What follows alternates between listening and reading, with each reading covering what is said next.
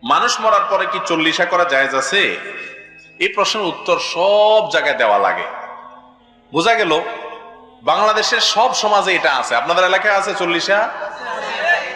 আরে ভাই, তাহলে তো সে পুরানো ওয়াজ আবার করতে হবে নতুন করে। সংক্ষেপে বলি, তারপরেও মানুষ মারা যাওয়ার পরে যার আত্মীয় স্বজন মারা যায় তাদেরকে এলাকাবাসী খাওয়াইতে হয় সুন্নাত। তাদের কাছ থেকে খানা আদায় করা এটা ইসলামের শিক্ষা না। হিন্দুদের মধ্যে শ্রাদ্ধ আছে, শ্রাদ্ধ। আমি সব জায়গায় এই কথাটা বলি।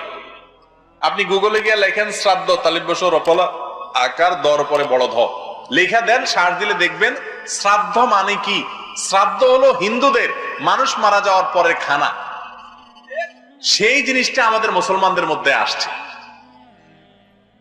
কেউ মারা গেলে যদি তার ছেলে মেয়েরা এলাকাবাসীরা না খাওয়ায়, আমরা অনেকে বলি কি মানুষটা মারা গেল, কি ছেলে মেয়ে রেখে গেল, একটু কারোর হাতও ধোয়াইলো না, এরকম বলে কি বলে না? আমি বলি যে কত বড় ছোট লোক, তোমার হাত ধোয়ার জন্য পুকুরের টান পড়ছে, পানির তল পড়ছে, ওই বেটা তোমার হাত ধোয়া দিতে হবে? আসলে তো হাত ধোয়াটা উদ্দেশ্য হলো ধান্দা হলো খাওন। আরে ভাই, মানুষ খুশিতে খাওয়ায়, খুশিতে খাওয়ায়। বিয়ে করছে, নতুন বউ আসছে, অলিমা খাওয়ায়।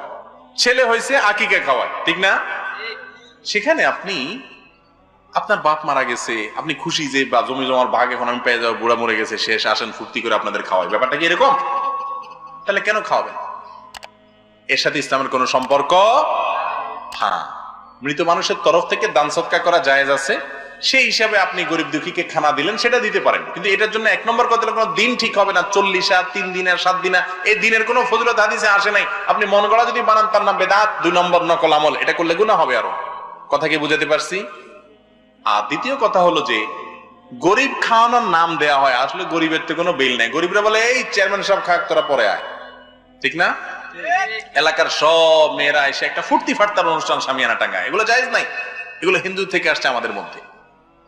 যাই হোক, সবচেয়ে বড় কথা হলো যে মৃত ব্যক্তির জন্য আমরা দোয়া করব, তাদের পক্ষ থেকে দান সদকা করব, আরো যে আমলগুলো আছে সেগুলো করবো ইনশাআল্লাহ। আল্লাহ তাআলা আমাদেরকে তৌফিক দান করুন।